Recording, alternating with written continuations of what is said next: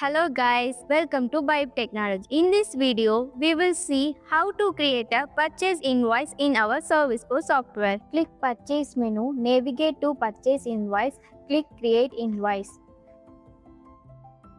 Enter the supplier's purchase invoice number. This helps in tracking and referencing the purchase transaction. Choosing an existing supplier from the list or create a new supplier if required. You can add products in two ways. If the product already exists in the system, simply select it from the list. If the product is not available, click the plus button next to the product name field. Enter the product details such as category, brand, purchase price, sales price, MRP, GST and other record information. Save the product and continue with the purchase entry. While adding product, if the product has CI serial number or IMI number, you can select serial number status yes, then save the product. Review the product information including category, brand, purchase price, sales price, MRP and GST details. Enter the quantity of the product being purchased. Apply discount.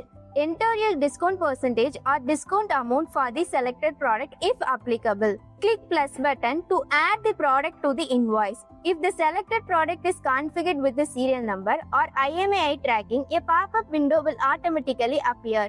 Enter or scan the record serial number or IMEI number and save them.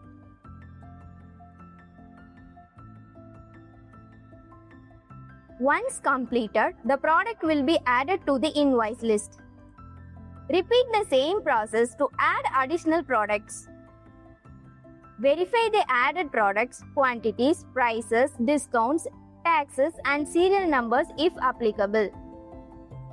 If required, enter an overall discount percentage or discount amount for the entire invoice. Verify the GST, IGST and other applicable tax calculations. Now, choose the preferred payment method such as cash, UPI, bank transfer, credit purchase or any available payment. Carefully review the taxable amount, total tax, round off and net payable amount. Click Save Invoice to complete and save the purchase invoice. Your purchase entry is now successfully recorded and the stock will be updated automatically in the system. Thanks for watching.